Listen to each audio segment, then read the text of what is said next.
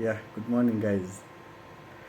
I'm not a fan of long videos, but hii inaweza kuwa refu kidogo, so you'll bear with me.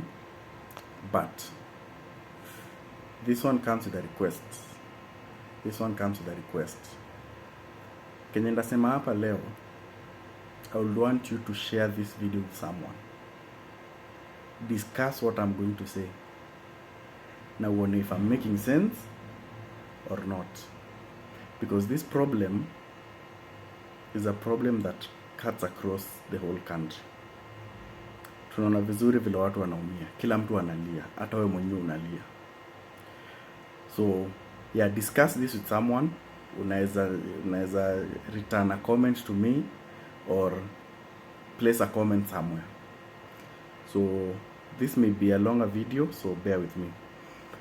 So a few weeks ago nilipost kitu and I asked, where did we go wrong? Us as Africans, where did we go wrong? And nikiendelea think on that, me and the person who helps me think took a realize, wait, this problem was discussed by our forefathers. And philosophy actually answers this question very well. So to realize, Plato and Socrates talked about this 400 years before Christ. So now, what is the problem? The problem is that as Africa had to move, we are not moving. The problem in Kenya is that we are not moving, we are stagnant. Actually, it's like we are going backwards. And where is the problem? And how do we address it? So, divide the demographics. Tukakuwa na leaders on one side and the electorate on the other side. Okay? So, problem number one, democracy. We inherited a system that we do not understand. Actually, I invite you to read The Republic, written by a philosopher called Plato. So in this Republic, ni conversations za Socrates, the father of philosophy. So he tries and demystify democracy. And he says, if you are in a society that is not ready for democracy, democracy will destroy you. And as I sit around, as I ponder, I think we are not ready for democracy. So Plato and Socrates and all those Aristotles, they knew that democracy is a ticking time bomb if the society is not ready.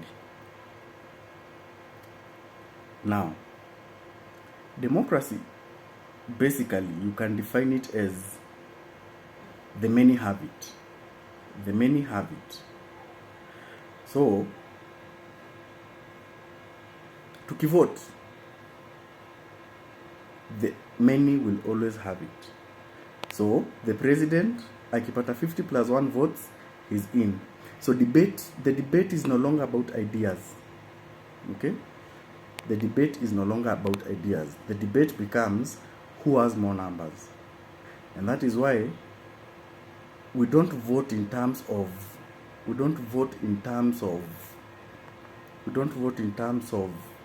ideas.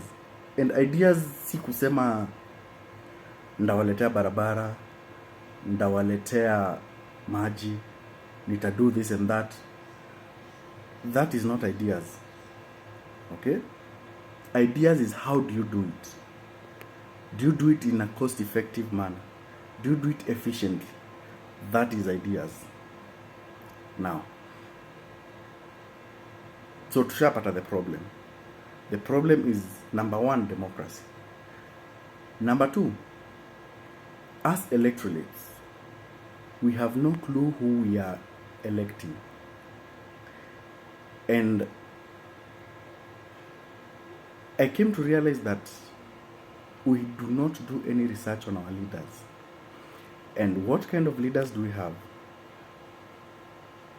We don't have philosophers as our leaders. We don't have learned people as our leaders. So how does this go? African leaders are businessmen.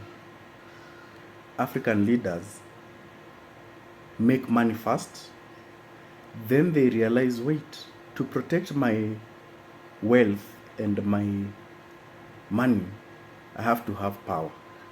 So how do you get power in the society? You get into politics. That way you have the power and you have the money. So now we have a system that is democracy that we do not understand. Secondly, now we have a leader who has no clue what they are doing.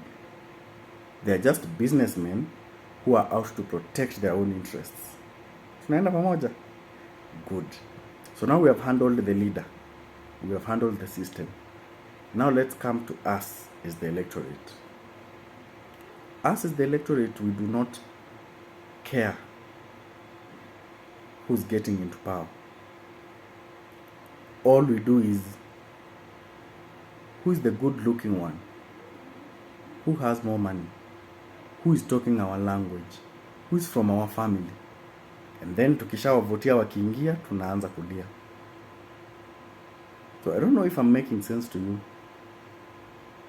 So now, we have a bad system, we have a bad leader, and us, as the electorates, we do not think who we are putting in there. So ukiangalia unajua, by the way, it's a rotten system from up down. It's rotten.